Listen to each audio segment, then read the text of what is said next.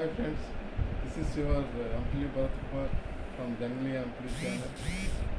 So ఈరోజు మనం భూమి మీదకి వచ్చి బతుకుతున్నాం కదా, దాని పరిస్థితుల గురించి ఒకసారి మీకు వివరంగా చెప్తాను నేను.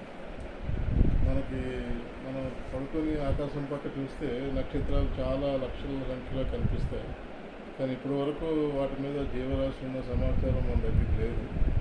ఒక భూమి మీదే మనుషులు నివసిస్తున్నట్టుగా ఇప్పటివరకు మనకు ఇన్ఫర్మేషన్ ఉంది. సో మనిషి భూమి మీద బతకాలంటే వాళ్ళకి కావాల్సింది ఏంటి? ఆక్సిజన్ కావాలి, నీరు కావాలి, ఫుడ్ కావాలి. సో ఈ అవసరాలు ఉంటే కానీ మనిషి భూమి మీద బతకలేడు. సో మొదటగా ఆక్సిజన్ గురించి చెప్దాం. ఆక్సిజన్ ఒక ఐసీయూలో ఉండే పేషెంట్కి సిలిండర్ సప్లై చేయాలంటే కొన్ని లక్షల రూపాయలు ఖర్చు అవుతుంది. కానీ అదే ఆక్సిజన్ మనకి ఫారెస్ట్ ద్వారా, చెట్ల ద్వారా ఫ్రీగా మనకి బ్రతకడానికి అవసరమైన ఆక్సిజన్ మనుషులకు కానీ, జంతువులకు కానీ, పశుపక్షాదులకు కానీ అన్నిటికీ మనకి అందుతుంది ఈ ఫారెస్ట్ అండ్ అడవుల వల్ల. అలాగే నెక్స్ట్ వాటర్ కావాలి బతకాలంటే. వాటర్ అంటే వర్షాలు పడాలంటే ఫారెస్ట్ ఉండాలి.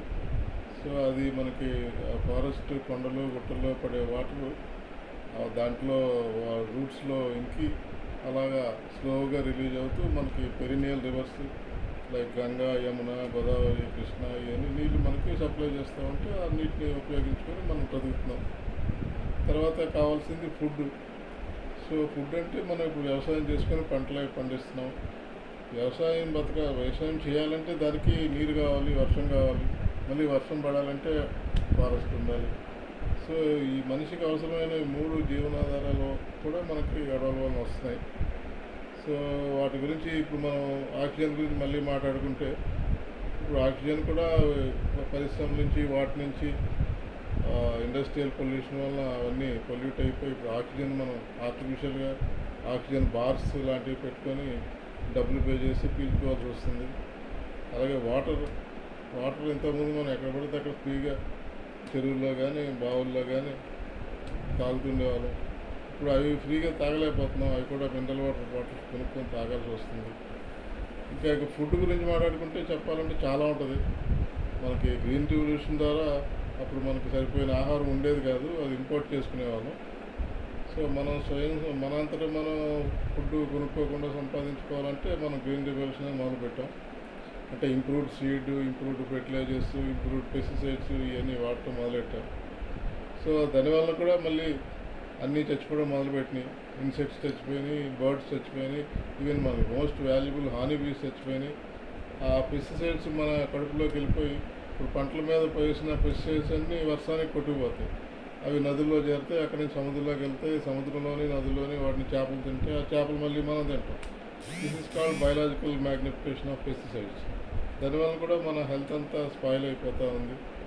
సో అగ్రికల్చర్ మనం తీసుకునే ఫుడ్ కూడా కలుషితం అయిపోయింది. అలాగే పెస్టిసైడ్స్ ఒక్కోసారి చిన్న వాటికి కూడా LD50 వాల్యూ అని ఉంటుంది. అంటే మనం జల్లిన తర్వాత 50 సంవత్సరాల వరకు అది భూమిలో ఉండిపోతుంది. సో మన ఆకుకూరలు వాటిలో అవి చల్లటం వల్ల అవి కూడా మనం తినేస్తున్నాం. సో ఈ రకంగా మనకి అంత ఆరోగ్యం అంతా పాడైపోతుంది. సో ఇవన్నీ జాగ్రత్తలు తీసుకొని కొంచెం మనం భూమి మన పూర్వీకుల నుంచి మనం అరువుగా తెచ్చుకున్నాం, మనకి ఇచ్చారు ఇక్కడ ఉండమని. సో మళ్ళీ అదే స్టేజ్లో నివాసయోగ్యంగా మన ఫ్యూచర్ జనరేషన్స్కి అప్పచెప్పేలాగా మనం ఈ భూమి మీద ఉండి భావితరాలకి అప్పచెప్పి మనం వెళ్ళిపోవాలి. సో ఇది అందరూ గమనించుకొని, అలాగే అడవి అనేది it's a god's creation. Man cannot create a natural forest.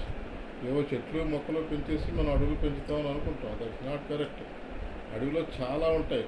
ఒక చెట్లు ఒకటే కాదు, చెట్లు, తీగలు, తుప్పలు, డొంకలు, మెడిసినల్ ప్లాంట్స్, జంతువులు, పురుగులు, ఇన్సెక్ట్స్, చాలా జీవరాశులు ఉండేది ఫారెస్ట్. ఆ ఫారెస్ట్ ఒకసారి కొట్టేస్తే దానివల్ల ఎవడు తరము కాదు దాన్ని మళ్ళీ తయారు చేయడం. చెట్లు వేసి అడవులు పెంచుతున్నాం అనుకోవడం అనేది it's A foolishness. It's not correct thought also. Correct thought కానే కాదు. సో ఇప్పుడు ఏదో సామాజిక వనాలు పెంచుతున్నాం, అవి పెంచుతున్నాం, ఇవి పెంచుతున్నాం అని చెప్పి మనం అనుకుంటూ ఉంటాం. కానీ నేచురల్ ఫారెస్ట్ అయితే ఇంకా క్రియేట్ కాదు. Once last is last for ever. కాబట్టి మనుషులు భూమి మీద బతకాలంటే ఇప్పటికే చాలా జాతులు అంతరించిపోతున్నాయి. మన చెట్లు అంతరించిపోతున్నాయి, రకరకాల మొక్కలు అంతరించిపోతున్నాయి, పక్షులు అంతరించిపోతున్నాయి, ఇన్సెక్ట్స్ అంతరించిపోతున్నాయి. ఇవన్నీ అంతరించిపోతే చివరికి అంతరించిపోయేది ఎవరు? మానవుడు, మనిషి. కాబట్టి మనం ఒళ్ళు దగ్గర పెట్టుకొని ఆలోచించుకొని జాగ్రత్తగా భూమిని మనుషులకు ఉపయోగపడేటట్టుగా ఉంచుకుంటే బాగుంటుంది. ఇది మీకు తెలియజేయడం కోసం ఈరోజు వచ్చాం ఫ్రెండ్స్. Thank you. బాయ్.